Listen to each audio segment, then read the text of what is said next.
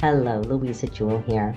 We at the Canadian Positive Psychology Association launched the first Canadian Workplace Wellbeing Awards in 2021 to seek out companies who were committed to creating healthy and happy workplaces for their employees. And we wanted to learn from these companies. Now, if the awards is new to you, you can learn more by going to cppa.ca/CWWA 2024. Now in its third year, I am thrilled to say that we had 10 winning organizations across Canada in 2023. And I have the great honor and privilege to interview our winners to learn more about how they improve well-being in the workplace, including strategies, tools, and tips. Today, I am interviewing Catherine Wilcox, who is the Manager of Psychological Health and Wellness at TransLink. They won in the large company category. Now, TransLink is the integrated multimodal transportation authority for Metro Vancouver. They plan, finance, manage, and operate the transportation network to meet their community's unique needs. With an average of 1.2 million boardings a day, they help their customers move through the region to get to the people and places that matter most. TransLink delivers services through their family of companies, including Coast Mountain Bus Company, British Columbia Rapid Transit Company, and Metro Vancouver Transit Police.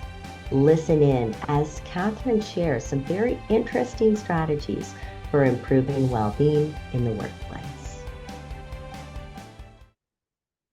Hello and welcome to Catherine Wilcox from TransLink. Thank you so much for being here today, Catherine.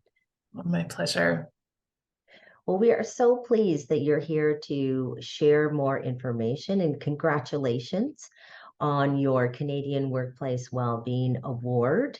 It's such a great achievement and certainly well-deserved with everything that your organization is doing to promote well-being. Well, thank you so much, Louisa. We were delighted to accept and really excited to be a part of this community of winners who are sharing this best practice, with each other and, sharing out into the community as well, some of the things we're doing. That's great. That's wonderful because, we really want people, other Canadian workplaces to learn the how.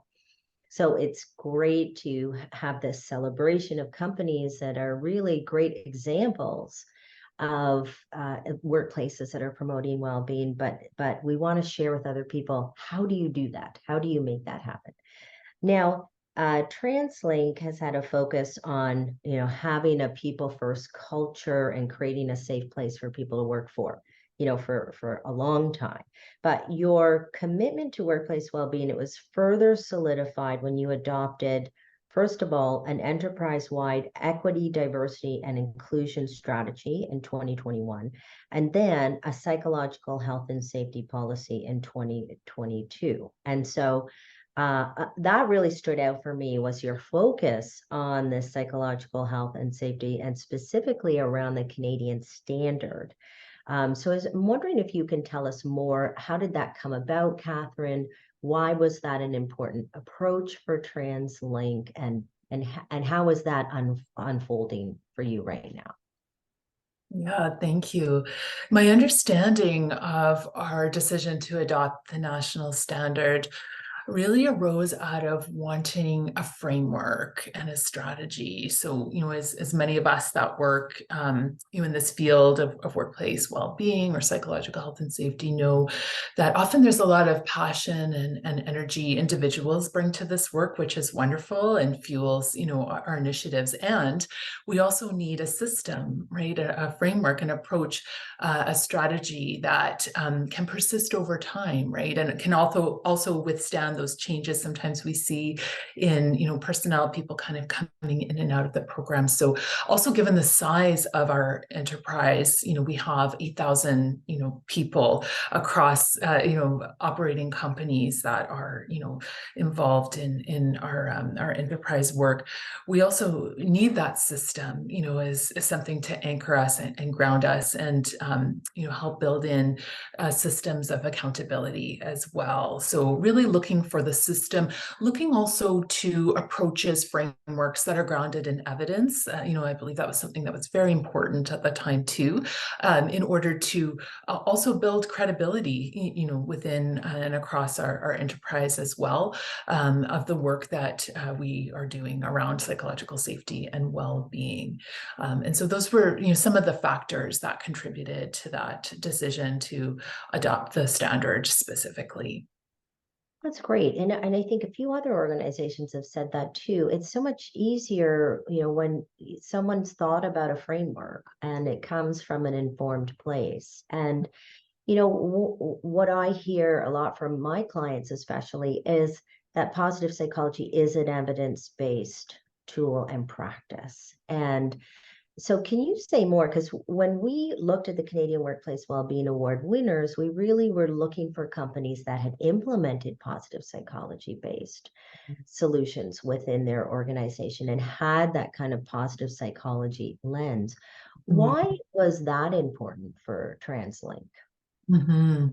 Yes. And so when I think about, positive psychology, specifically, and, I actually have a clinical background myself. I come from, mental health as a point of entry into this work. I think about the idea of flourishing at work, right? What are some of the conditions? What is some of the best practice, the evidence, right? That helps us understand how to flourish at work. And emerging out of the pandemic when, people were very much struggling at work, right? There were high levels of burnout across industries. We know it was a very challenging time, and continues to be for many people, as we, again, continue to navigate this phase of the pandemic, but also other polycrisis concerns that are happening in our world right now that, it's like, do we dare to ask what flourishing looks like, now, given everything that's happening inside and outside our workplace. And I believe that, there is a role for looking at that. It's important because of, what you were mentioning. What does evidence tell us about, practices like recognition, like mindfulness, like compassion at work, like empathy, emotional intelligence at work? Evidence suggests that there is great value in focusing on that, especially in times of challenge and of crisis. So I think about, some of the emphasis TransLink has had, in the last year around recognition, appreciation, bringing those qualities of ensuring people know the value that they're bringing and the way that their work contributes to our overall, mission. We move, over 1 million people. We have, over 1 million boardings per day. That takes a lot of people's labor, and some of that labor is invisible, right? Is more invisible than others. So we really, want people to understand the value that they bring, the importance of the work that they bring. And so, we have an amazing benefits and recognition team here that, is working on our programming around that. Yeah, That's nice. one thing that comes to mind. Yeah. Yeah. And this idea of flourishing, there is a lot of evidence that shows when people go into challenges at higher levels of flourishing, they're less likely to fall into a clinical depression or less likely to have high levels of anxiety and stress as a result. And I always think it's because when you practice a life of flourishing, you've learned a number of tools that help carry you when you're going through very difficult times. So I'm glad that TransLink has this, this vision of flourishing in mind. And you also, because your business is, your organization is, it's a lot. There's a lot of operating companies that work within the TransLink umbrella. And so how do you, because you created a working group that was established between, at TransLink corporate to encompass all of these operating companies. So can you just say more? How did you go about getting everybody on board with, with this idea of flourishing or being a well-being company? Mm. Yeah, it's such a great question. And so in terms of TransLink's well-being, vision, that's something, and you would have seen that in our application, has been around for a long time, well before our adoption of the standard and the working group. That work of establishing, a system and a working group, a colleague of mine, Andrea Kirby, did such incredible work around this, building out the system, the group. When I think of the national standard, I think of how, at its heart, it's also a safety management system, right? It's built on that idea that we, put practice into place, but we also evaluate, we improve, we adjust and correct what we're doing in response to feedback. And so just some of the incredible work Andrea has done coming from that safety background, being able to understand, risks and systems and how to put them in place. Because you're quite right. We have a very complex enterprise here and a number of different key partners in this work across operating companies and also within TransLink corporate as well. And those folks are represented on the working group as well. Some of our TransLink corporate partners have these enterprise functions. So I mentioned this in the awards ceremony. I really, it was very intentional, trying to emphasize how much relationship is key to this work here. I know the national standard, the implementation guide, I was thinking the other day of how to frame this. I was reminded that it's called Assembling the Pieces. And it feels like here it's about assembling the people. It's bringing the right partners together and ensuring that people feel they have a place at the table, that their voice, is heard, that, we're working together, and working in relationship with people is complex too, right? In order to do that really well. And so, when I think about what's required to work effectively, across companies and within different diverse teams, part of that working group is about, building trust, building relationships, listening to each other, figuring out how we work together. And, that's a place where I think we can also take a lot of guidance from positive psychology too, right? In terms of how we be in these relational spaces with each other, and work together towards, these shared goals we have of, people's safety, their well-being at work. Well, that I like that, this idea of really it's been about creating a team of relationships, right? It's all around relationship. Another thing that you did is you implemented an enterprise critical incident stress management program as the first kind of wellness collaboration, which I think is great. And so has that been helpful too? Because I think has to be a balancing of things, doesn't there? We can have positive psychology and thriving, but we are also talking about safety and, and making sure that these, incidents are not causing more, mental health issues with people. And it translates, just the nature of what you do. There are lots of incidents that take place. You've got millions of people that you're trying to transport. And so inevitably something is going to happen that will affect employees. Mm-hmm. Absolutely. We also have a policing service, under our TransLink umbrella too, the Metro Vancouver Transit Police. So we do have first responders as well, in our enterprise that, of course, by nature of their work, have a lot of trauma exposure in the work that they do.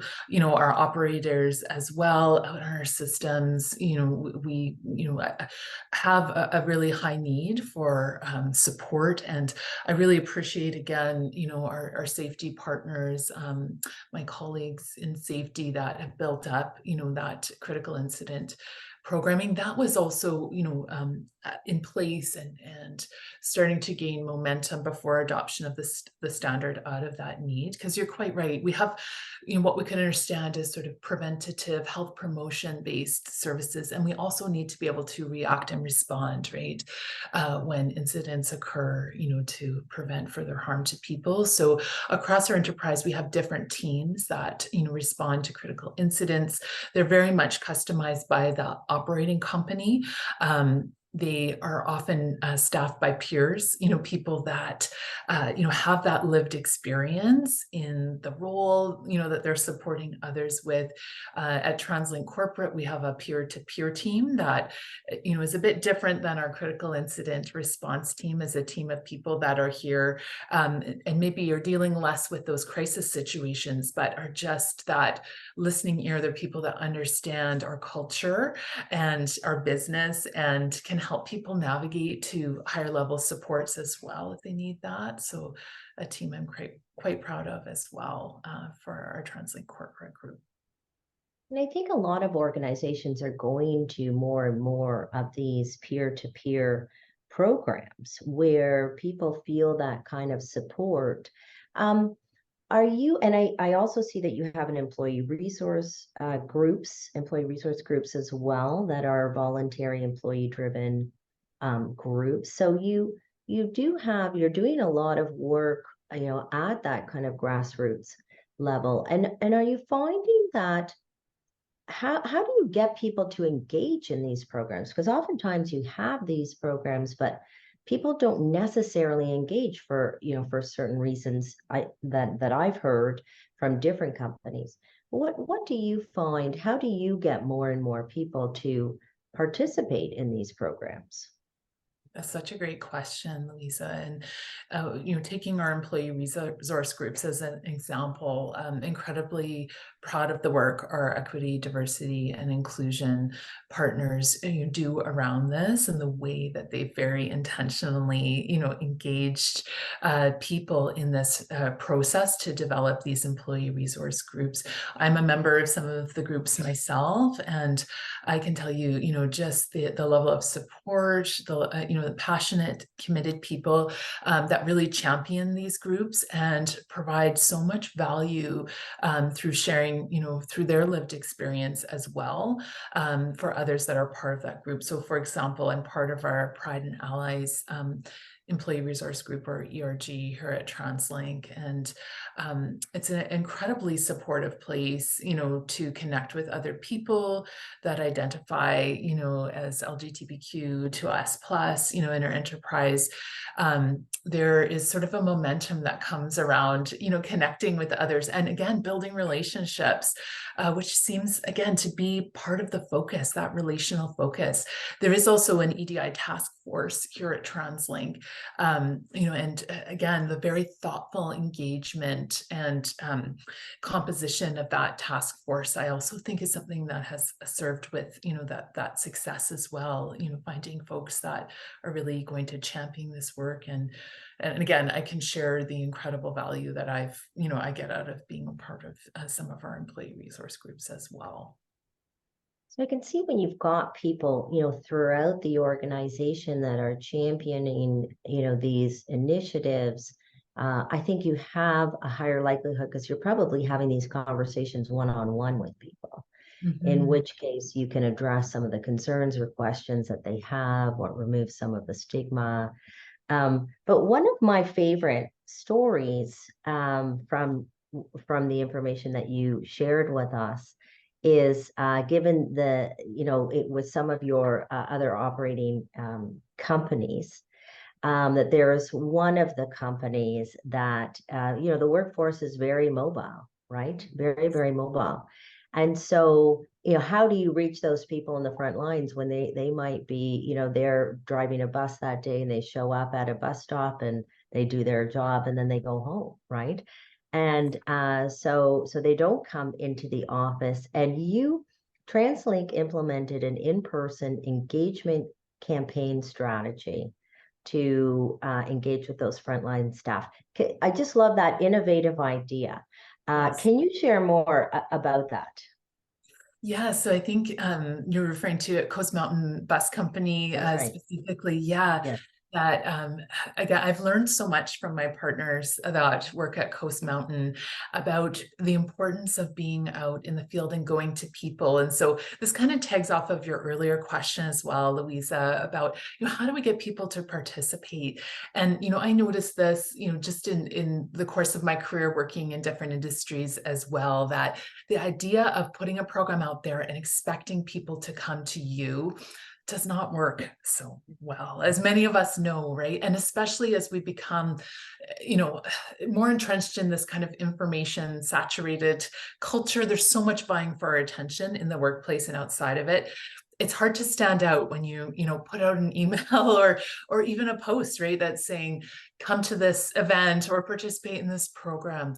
You really, again, need to think, my belief, about those more personalized connections. And I'll give you an example of this. We had a wellness fair the other day at our office for our staff, and an in-person event, which again, post-COVID is, wondering, like, will people turn up? How will this work out for us? And we actually we're very pleased with the turnout, but it gave us that opportunity for us to talk, for me to talk with people coming into that event, asking them, what does well-being mean to you?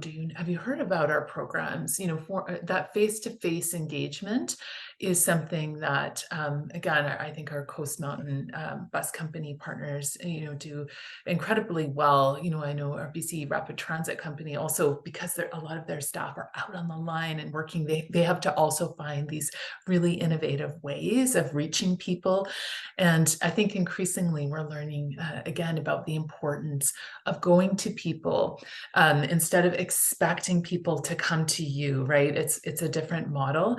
And I find the level of feedback and the types of information you'll get about needs and barriers and what's working in a program and what isn't, the quality of it is just so much better than, again, if we're just expecting people to come to us and provide that feedback. Yeah. And do you have some formal feedback surveys? What kind of surveys do you implement on a regular basis at TransLink? Yeah, so we have a brilliant people and organizational development team that's for enterprise that works on engagement surveys and pulse checks as well around culture.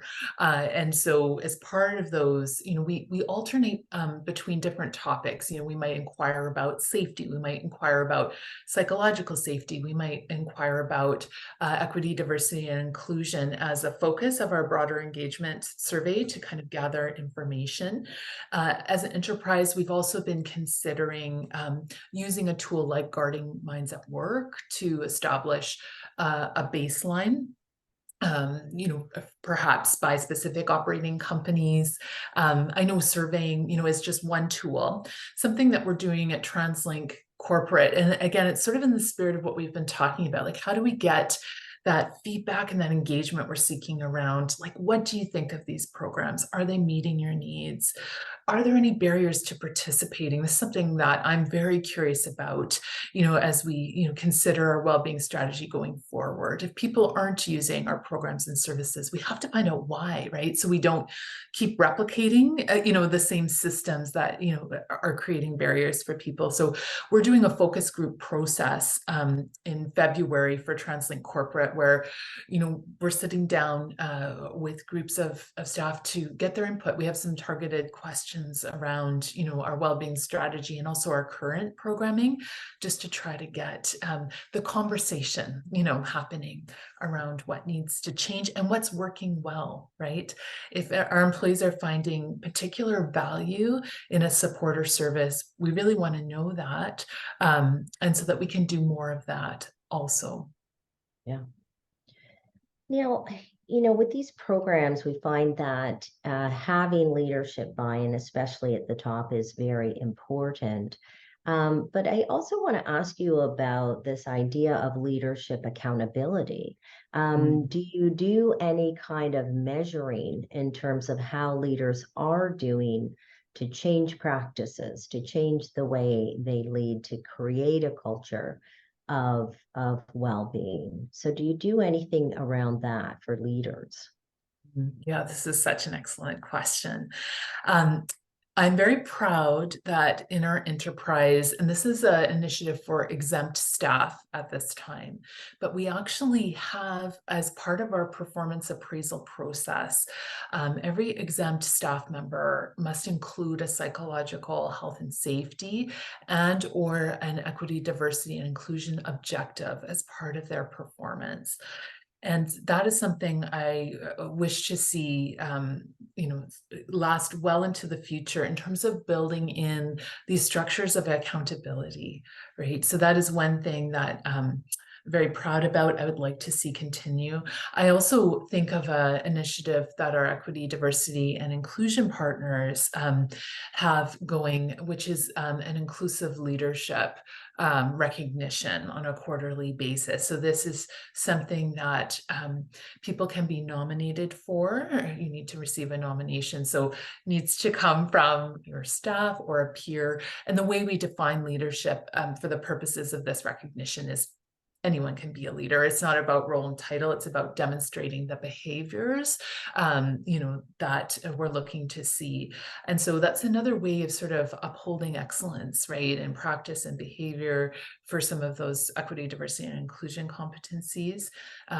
That also very, very proud of. In terms of then that accountability, another program I'll highlight that we offer to enterprise leaders is we've had a leadership program that was a partnership with TransLink, and our people in organizational development teams were very involved in its development alongside UBC Sauder, so the School of Business there, created a custom program for leaders in TransLink Enterprise. And I just had the benefit of going through it myself. I'm almost complete. We have our last session, project session on Friday.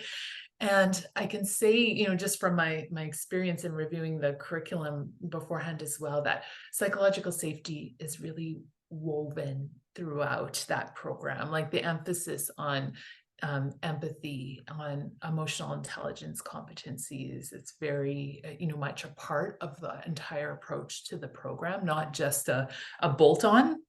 To the end of it. And so, also a program I'm very proud of and grateful that I had the opportunity to benefit from too. Yeah. Now, what do you think is very unique and innovative about TransLink's approach to well-being, maybe compared to other organizations? Mm-hmm. Yeah, and I think I highlighted this in our application as well, some of the initiatives that I feel really stand out and that I benefit from on a daily basis myself. And that would be the 5-minute disruptor initiative, I think was in our... I love that. Please, you have to say what that is. I love this. Yeah. Me too. I every day benefit from this simple. It seems simple, and I appreciate it. It might not be so simple depending on what your role is and what you actually do. It might be also simple depending on if, for someone like me that works at a desk as opposed to in the field. But the essence of it is starting all meetings 5 minutes past the hour to allow a bit of buffer time.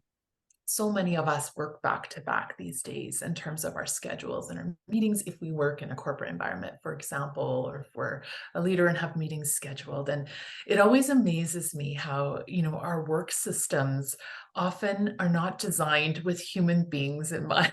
As human beings, we need to eat, we need to use the washroom, we need to stand up and move around if we're taking care of our health.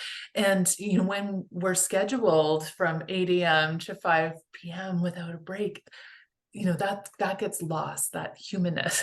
So very simply, 5 minutes. And I really encourage people to take those 5 minutes, not to just check email or to respond to, what's popping up on our screen, but actually to stand up, to move around, to drink water, to take care of your human needs. So just trying to disrupt that, that culture, right, of back to back to back. So, I benefit from that every day. The other thing, another initiative that we get a lot of positive feedback about is what's called our focus time initiative. And again, I appreciate there's a lot of nuance and context here in terms of the environment that you work in, if you, are working at a desk, in the field, as a first responder. But for those of us that, do a lot of desk work, focus work, meeting work, we have meeting free Thursday morning. So, often because we have so many meetings, there's not the time to do the follow-ups from those meetings, right? Or to do the work that we need, that kind of deep focus on. So being able to have that time preserved, some people will use it, to do focus work. We're also encouraged to use it for our development, for learning, for thinking time, which is something I deeply appreciate in the work that I do, because it often requires thoughtfulness, reflection, creativity, right? Time to pause and consider what is the right thing to do. Where are we at? How can we do this differently or better? So that requires time to think and consider. So I appreciate that as well. The last thing that I think, I also get so much positive feedback about this initiative, which is a partnership with our EDI team, our Courageous Conversations. So it's I would say, a highly successful initiative across our enterprise, so open to anybody in TransLink enterprise, and it's driven by employees. And each month we address a topic that requires, courage to lean into in terms of the conversation. So some recent examples, we had a conversation about the role of men in gender inclusivity at work, gender equity. We had a conversation about workplace burnout, conflict at work. These are some of the topics this year. In December, we're having one on addressing fat phobia in the workplace. So just really, courageous conversations, ambitious conversations, and ones that we know our employees want to lean into in some way. So I really appreciate that initiative as well. It's very well attended in enterprise. Well, Catherine, we could spend another hour talking about all of your initiatives, right? Like I've got, you're addressing culture, you're addressing employee engagement, you've got psychological and social support, you've got wellness programs, webinars, different topics. You've got this focus time initiative, the courageous conversations, the psychological health and safety topics, hosted each month. You've got the employee resource groups, the peer-to-peer programs, the critical incident stress response team. You've got the peer diffuser program, right? Employee and family assistance program.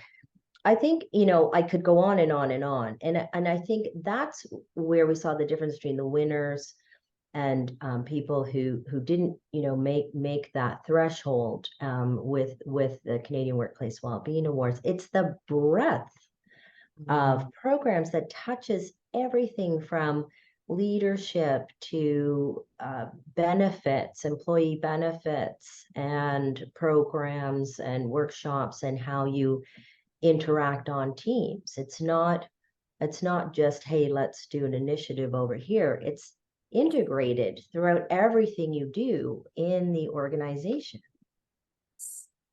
Yes, absolutely. And I think that's just it.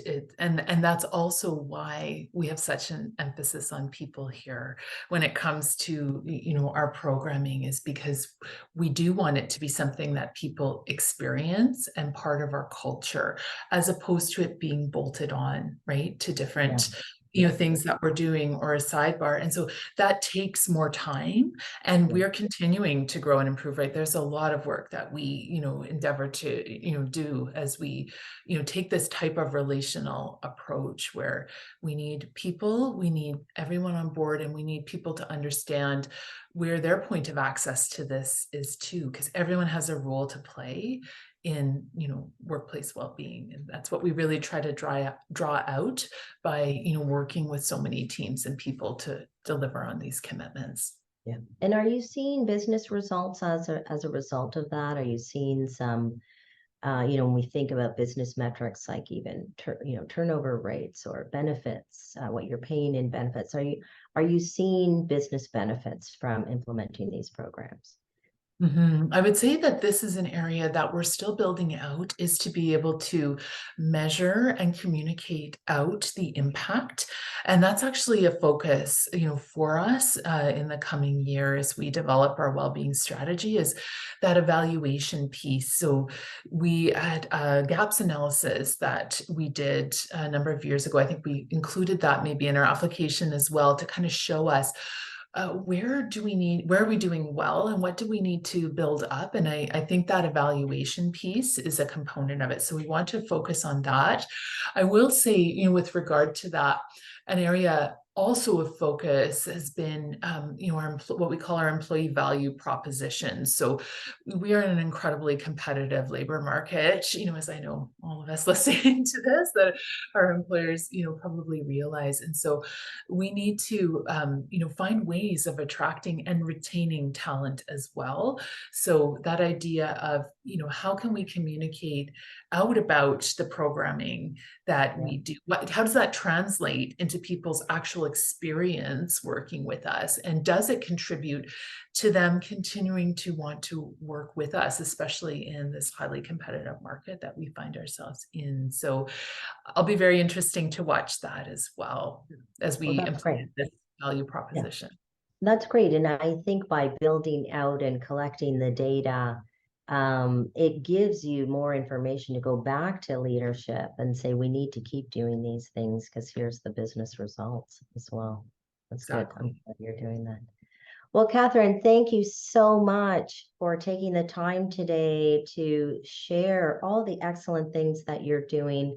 This award was very well deserved. Thank you for being the change that we want to see in the world and having such an impact on thousands of employees every single day. So thank you so much for your information, and I hope you have an excellent day. Thank you.